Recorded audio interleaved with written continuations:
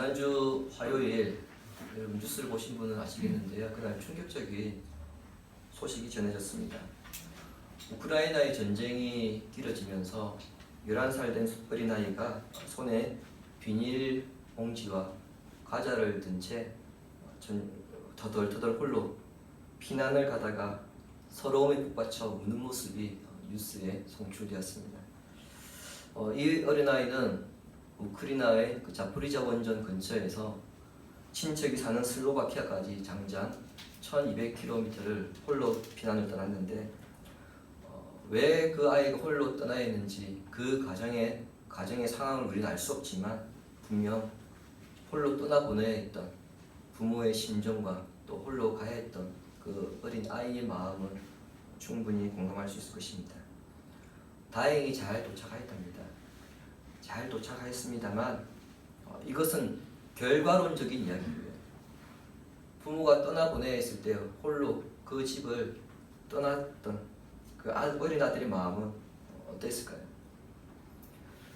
가족이 함께 피난을 떠나도 그 길은 힘겹고 두려운 길인데 11살 된 어린아이 홀로 다른 나라로 떠나야 했던 그 길은 참으로 처량하고 애처로웠을 것입니다.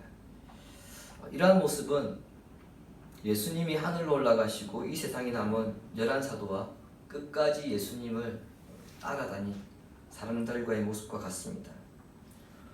예수님께서 제자들에게 이스라엘의 독립에 관심을 가지지 말고 예수님의 일을 어떻게 이루어갈 것인지 거기에 집중하라고 말씀하시고는 주님은 하늘로 올라가셨습니다. 11사도와 예수님을 따라다닌 사람들이 하루아침에 자신들의 리더를 잃어버린 처지가 되었습니다. 예수님 한 분만 바라봤습니다. 그래서 예수님 때문에 내 인생 걸었다. 사실 그렇게 생각했던 사람들이죠. 직장을 버렸고요. 재산이나 집, 심지어 형제와 자매를 버리고 예수님을 따라다녔는데 그 예수님이 하늘로 올라가 버리셨던 것입니다. 게다가 예수님은 유대 지도자들의 고발에 의해서 체포되어 십자가에서 죽으셨기 때문에 예수님의 제자들로서는 얼굴을 들고 마음 편히 다닐 수 없는 상황이 되었습니다. 부모 없이 홀로 1200km를 떠나야 했던 그 11살 된 어린아이와 어떻게 보면 사도들이 같은 상황에 처하게 된 것이죠. 이제 우리는 누구를 따라가야 하는가? 이제 우리는 어떻게 해야 되는가? 갈팡질팡 그리고 우왕좌왕하는 그 모습의 제자들이 놓여 있습니다. 그리고 예수님이 승천하시고 난 다음에 사도들과 예수님을 따라다녔던 사람들이 예수님이 승천하신 그 감람산에서 예루살렘으로 돌아왔습니다. 예전 같았으면 아마 베드로가 다시 갈릴리로 돌아갔듯이 이들 모두 자기 고향으로 각자의 삶의 터전으로 돌아갔을 것입니다. 이제 끝났네. 소망 없네. 그렇게 돌아갔을 텐데 하지만 예루살렘으로 돌아온 이들은 무엇을 해야 할지 우왕좌왕하거나 갈팡질팡하지 않았습니다. 그리고 자기의 고향으로 돌아가지도 않았습니다. 그들은 마가의 집에 있는 다락방에 올라갔는데 이는 예전과는 전혀 다른 모습입니다. 제자들에게서 이전에 찾아볼 수 없는 모습이 나타났습니다.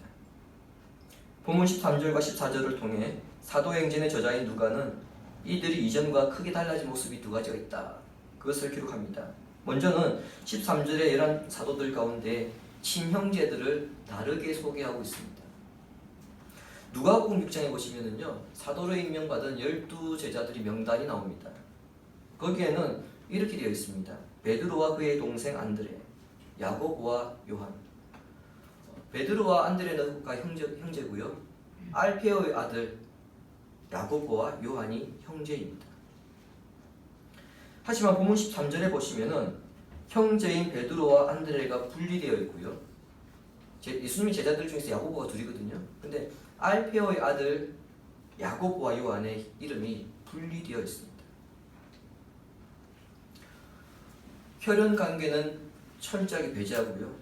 초대 교회에서 가장 중요한 리더십을 행사하였던 베드로와 그리고 요한과 야고보 순으로 이름을 기록하고 있는 것입니다. 이것은 새로운 공동체에서는 옛날에 형제관계가 중요했던 것이 아니라 혈연 중심의 형제관계가 중요했던 것이 아니라 그리스도로 인해 새롭게 형성된 형제관계, 이것이 더 중요하고 그 관계로 대체된다는 것을 보여준 것입니다. 사도들과 신자들의 이전과 달라진 두 번째 모습은 14절에 있는데요. 마음을 같이하여 오로지 기도에 힘썼다, 그렇게 되어 있습니다. 예수님께서 십자가에 돌아가시기 전까지 제자들이 우리에게 보여준 한결같은 모습이 있죠. 어떤 모습입니까? 누가 높은지 서로 싸우는 모습이었습니다. 예수님께 더 인정받기 위해서 다른 사람들보다 자기를 더 높여달라고 그렇게 예수님께 소위 말하는 알랑방귀했던 그런 제자들이죠. 뿐만 아니라 예수님의 가족들은 예수님을 그리스도로 믿지 않았을 뿐만 아니라 예수님께서 사역하고 있을 때는 정신줄났다며 예수님을 집으로 데려가려고 했던 그 모습을 우리는 마가복음에서도 이미 살펴봤습니다. 그런데 여러분, 이게 끝이 아닙니다. 누가복음에서 누가가 일관되게 보여주고 있는 것은 뭐냐면요, 예수님은 지속적으로 기도하셨는데 그에 반면 예수님의 제자들은 기도하지 않았다는 점입니다. 누가복음 22장에는 예수님께서 체포되시기 전 겟세마네 동산에서 땀방울이 핏방울이 될 때까지 기도하셨다, 그렇게 기록하고 있습니다. 그런데 여러분, 예수님께서 그렇게 기도하실 때에 그 순간마저 제자들은 뭐하고 있었습니까? 잠이 들고 있었습니다. 그 장면을 사도행전의 저자인 누가가 누가복음에서 부각시킬 만큼 제자들은 기도하지 않았던 사람들입니다. 그랬던 사람들이 한 마음으로 기도하기 시작했습니다. 이것이 정말 놀라운 변화입니다. 단순히 그냥 기도를 열심히 한 것 아닙니다. 14절에 기도에 힘쓰니라, 여기서 힘쓰다로 번역된 동사의 원뜻은요, 집착을 고수하다, 열심히 종사하다, 뭐뭐 하기를 계속하다, 그런 뜻입니다. 다락방에 모여있는 120명이 한 마음으로 계속해서 기도하는 일에 힘썼다, 그런 의미입니다. 이 기도는 초대 교회의 기도의 방향을 결정하는 초석이 되었습니다. 뿐만 아니라 제자들의 기도는 고품격 기도였습니다. 자신의 고민이 잘 해결되고 일이 잘 되기를 바라는 그런 기복신앙적인 기도가 아니었습니다. 한글 성경과 영어 성경에는요, 번역이 안 되어 있는데 헬라어 성경에는 14절 기도 앞에 정관사가 붙어 있습니다. 직역하면 여자들과 예수의 어머니 마리아와 예수의 형제들과 함께 모두가 한 마음으로 그의 기도를 계속하였다입니다. 그의 기도란 누구의 기도입니까? 예수님의 기도입니다. 제자들은 예수님의 제자가 된 이후 승천하실 때까지 예수님을 따라다니면서 주님이 기도하시는 것을 보았습니다. 비록 자기는 기도하지 않았지만 예수님께서 기도하시는 것을 보았습니다. 그리고 주님과 동행하면서 자기들은 그렇게 기도하지 않았지만 주님께서 제자들에게 어떻게 기도해라, 기도하는 방법에 대해서 가르치셨는데 그 가르침을 받았습니다. 그 기도를 이제 사도들을 포함한 120명의 신자들이 함께 하고 있는 것입니다. 즉, 주님은 승천하셨지만 주께서 이 땅에 사셨던 그 기도는 제자들과 신자들을 통해서 계속해서 이루어지고 있는 것을 우리가 보게 됩니다. 한편 제자들은 기도만 하고 있었던 것이 아닙니다. 주님께서 승천하시면서 약속하셨던 것을 기다리면서도 또 그것을 위해서 기도하면서도 자신들의 부족함을 해결하기 위해서 그들은 마음을 하나로 모았습니다. 그것은 12사도 가운데 한 사람이었던 가룟 유다의 죽음으로 결혼이 된 사도의 빈자리, 그 한 자리를 채우는 일이었습니다. 이 일을 위해서 베드로가 형제들 가운데 일어나 가룟 유다의 문제를 끄집어냅니다. 사실 그 자리에 모여있는 그 누구도 가룟 유다의 문제에 대해서는 언급하고 싶지 않았을 것입니다. 생각할수록 가슴 아프고 또 우리 가운데 수치스러운 부분이기 때문에 가급적 이 문제만큼은 그냥 다들 어차피 알지 않냐, 시시하고 넘어가기를 바랬을 겁니다. 그런 상황에서 베드로는 이 문제를 분명하게 끄집어내어 확실히 함으로써 이 문제 뒤에 숨어있는 하나님의 의도를 드러내었습니다. 16절과 17절을 다시 보시기 바랍니다. 형제들아, 성령이 다윗의 입을 통하여 예수 잡는 자들의 길잡이가 된 유다를 가리켜 미리 말씀하신 성경이 응하였으니 마땅하도다. 이 사람은 본래 우리 수 가운데 참여하여 이 직무의 한 부분을 맡았던 자라. 생각하면 할수록 부끄러워서 말도 못하고 있을 때에 베드로가 다르게 말합니다. 구약의 말씀을 인용하여서 예수 그리스도의 죽음과 부활, 그리고 그 과정 가운데 놓여있는 가룟 유다의 배신과 죽음 등 이 모든 것이 우연이 된 것이 아니라 성령께서 다윗의 입을 빌어 예언하신 대로 그대로 이루어졌던 것이다. 그렇게 이 문제를 정리하고 있습니다. 베드로의 이 선언은요, 사도행전 전체에서 누가가 일관되게 전달하고 있는 메시지입니다. 슬프고 어두운 상황에서도 하나님의 섭리는 여전히 작용하고 있다라는 겁니다. 하나님의 섭리라는 것을 증명하기 위해서 베드로는 본문 20절에서 시편 69편 25절과 109편 8절을 인용합니다. 먼저 시편 69편 25절을 보시기 바랍니다. 주부에 있습니다. 그들의 거처가 황폐하게 하시며 그들의 장막에 사는 자가 없게 하소서. 우리가 예전에 여러분 시편 69편을 묵상했는데요. 시편 69편은 시인이 하나님을 향한 열정 때문에 가족들과 친구들, 지인들로부터 외면을 당하였고 원수에게 비방과 적대를 당하는 그런 상황에 놓여 있었습니다. 그는 하나님을 향하여 자신을 괴롭히는 적들에게 4가지의 저주를 내려달라고 하였는데 그 4가지의 저주 중 마지막이 25절입니다. 적의 집을 황폐하게 하셔서 그 집에 사람이 살 수 없게 해달라는 것인데, 이것은 자신들이 뿌린 그 악에 대한 열매를 맺게 해달라는 것을 의미합니다. 베드로가 말하고 싶어하는 것은요, 가룟 유다가 예수님을 배신하고 나중에 죄책감을 못 이겨 스스로 목숨을 끊은 것은, 그래서 비참한 죽음을 맞이한 것은 오래전에 예언되어 왔던 것이고 그 예언이 성취되었다는 점입니다. 그리고 시편 109편 8절입니다. 그의 연수를 짧게 하시며 그의 직분을 타인이 빼앗게 하시며. 시편 109편 역시 시인이 원수들의 미움과 공격을 당하는 상황이 놓여 있습니다. 그 상황에서 시인이 억울함을 풀기 위해서 하나님께 탄원한 시가 시편 109편입니다. 악인이 오래 살게 되면 어떤 일이 일어납니까? 악인이 오래 살게 되면요, 그 악인 때문에 의인들이 고통을 당하게 됩니다. 그러므로 하나님, 악인들은 빨리 이 땅에서 사라지게 해주시고 그들이 차지하고 있던 그 자리는 다른 사람이 차지하게 해주십시오. 그렇게 간구한 말씀이 109편 8절입니다. 가룟 유다가 죽음으로 12사도가 아니라 11사도가 되었으므로 유다의 자리를 누군가가 대신해야 한다는 것은 성경의 예언을 이것은 성취한 것이다. 베드로는 그렇게 결론 내렸던 겁니다. 앞서 말씀드렸지만 여기에 하나님의 섭리가 작용하고 있습니다.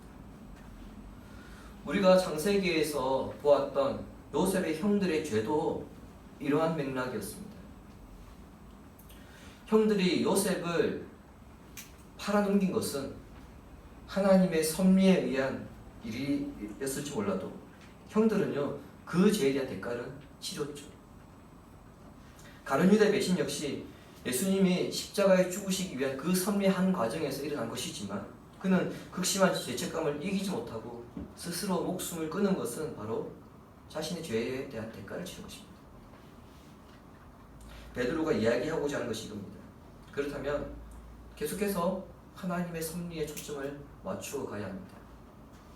그것은 곧 주님께 순종하는 공동체를 이루어가는 겁니다.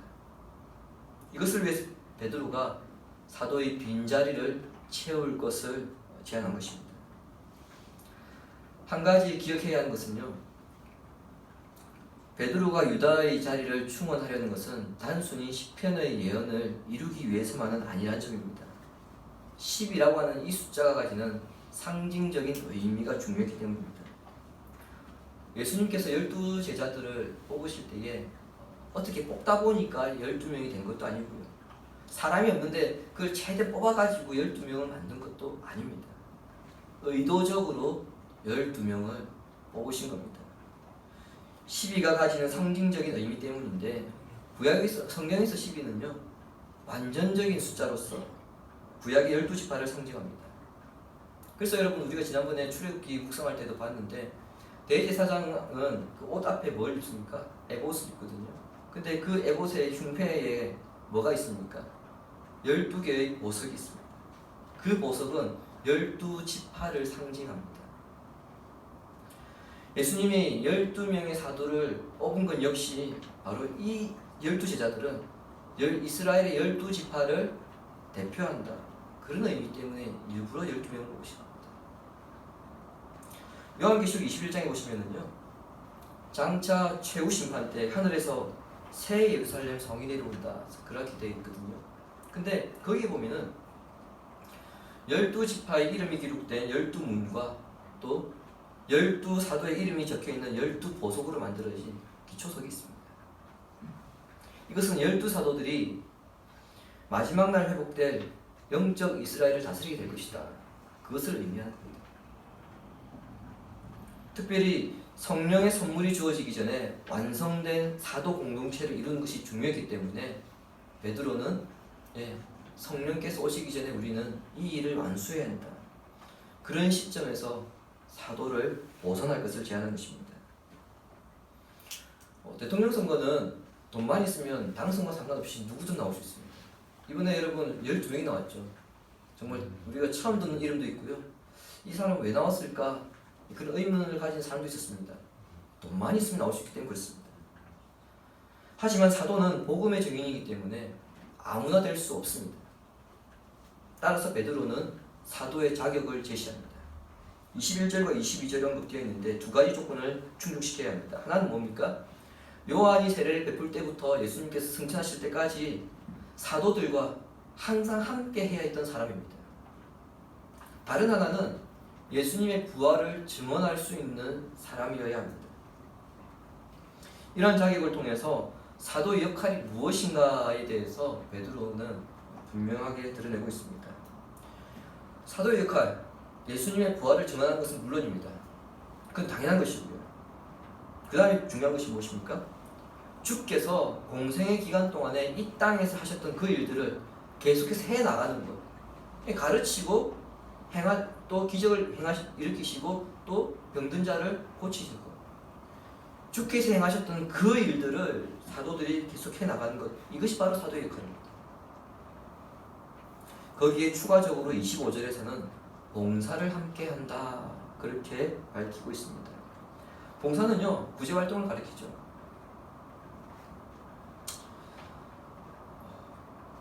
즉, 여러 곳을 다니면서 하나님 말씀을 전파하고 가르치고 또 주님께서 행하셨던 그 능력을 드러내고 그것을 통하여서 세상 사람들에게 자기가 가는 곳에 하나님의 나라가 무엇인가, 천국이 무엇인가 그것을 세상 사람들이 보여주는 것, 그게 사도가 할 일입니다. 이런 모든 점들을 종합하면 사도의 직분은요, 초대 교회 시대에 한정된 직분이라는 그런 결론에 도달하게 됩니다. 그러나 오늘날 하나님께 직접 계시를 받았다며 자신을 사도라고 주장하는 사람들이 있는데 오늘 본문과 비교해 볼 때에 그것은 심각하게 잘못된 것임을 우리는 알 수 있을 것입니다. 사도는요, 스스로를 향해서 사도를 부르지 않습니다. 부르는 것이 아닙니다. 당신을 우리의 사도로 세우겠다 그렇게 해서 사도가 되는 것이 아닙니다. 사도는 누구의 임명을 받았습니까? 예수님의 임명을 받은 사람들입니다. 예수님께 직접 임명을 받았던 사람들이 사도입니다. 그리고 본문의 상황에서는 예수님께서 임명하시는 그 사도들에 의해서 선출되었습니다. 그렇게 볼 때 오늘날 사도는 있을 수가 없는 것이죠. 베드로가 제시한 기준에 따라서 사도들은 두 사람을 첨거합니다. 23절을 보시기 바랍니다. 그들이 두 사람을 내세우니 하나는 바사바라고도 하고 별명은 유수도라고 하는 요셉이요, 하나는 마띠아라. 한 사람은 요셉이고요, 한 사람은 마띠아입니다. 혹시 여러분 12번째 사도 마띠아에 대해서는 들어보셨을 텐데 그 후보 중 한 사람이 요셉이었다는 거 여러분 아셨습니까? 하지 잘 모르는 사람도 많거든요. 근데 23절에 보시면은 어떻습니까? 누구에 대해 소개가 더 거창한가요? 요셉입니다. 요셉은 아람어 이름으로 바사바고 별명은 유스도라고 그렇게 되어 있죠. 반면 마띠아에 대해서 어떻게 소개하고 있습니까? 그 마띠아 끝입니다. 아무 소개가 없습니다. 왜 그럴까요? 후보가 두 명인데 왜 한 사람에 대해서는 거창하게 소개하고 있고 한 사람에 대해서는 그냥 이름만 아주 간략하게 딱 언급하고 지나갈까요? 그것은 요셉이 그 사람들에게 더 많이 알려졌다는 겁니다. 그리고 그 공동체에서는 요셉이 더 유력한 사람이었다는 것을 의미합니다. 따라서 사도들의 입장에서는 당연히 요셉이 선택되었으면 좋았겠죠. 또 선택하고 싶었을 것입니다. 하지만 그들은 그렇게 선택하지 아니하고 기도하면서 하나님께 맡겼습니다. 우리는 사도를 선출하는 이 과정에서 오늘 우리의 모습을 부끄럽게 하는 교훈을 발견하게 됩니다. 요셉과 마띠아가 최종 후보로 올라갔습니다. 조금 전 말씀드렸던 대로 그 공동체에서는 요셉이 되기를 바랬을 겁니다. 아마 우리 공동회의처럼 투표를 했으면 요셉이 분명 되었을 겁니다. 왜냐하면 마띠아는 잘 모르니까요. 근데 그들은 어떻게 합니까? 자신의 모든 생각을 다 내려놓고 24절 보시는 것처럼 기도합니다. 무사람, 즉 모든 사람의 마음을 아시는 주께서 선택해달라는 겁니다.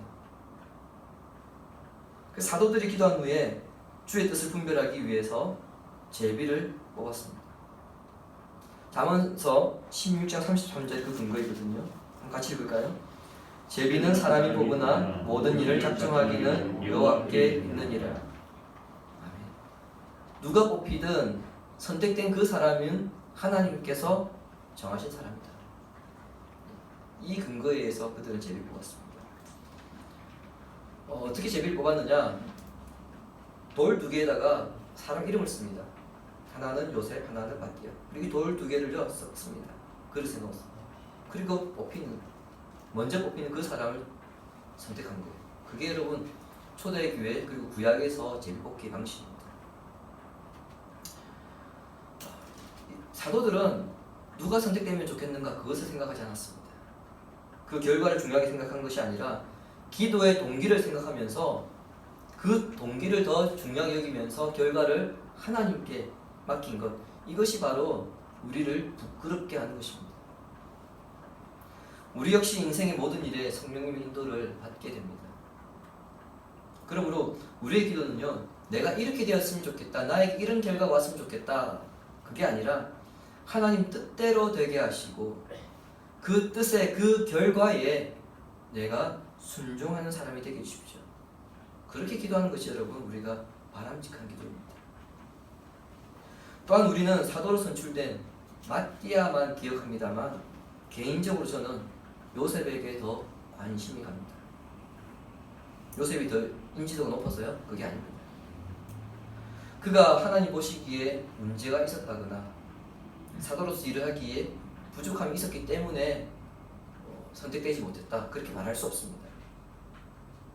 그럼에도 자신보다 인지도가 더 낮은 마띠아가 선출되었을 때 마음고생 많이 했겠죠. 인간적으로. 그리고 시험에 들 수 있는데요, 사도행전 그 어디에 요셉이 시험에 들었더라, 그래서 교회를 박차고 나갔더라, 그런 기록이 없습니다. 사도행전 4장과 5장에 보시면 이런 사건이 있습니다.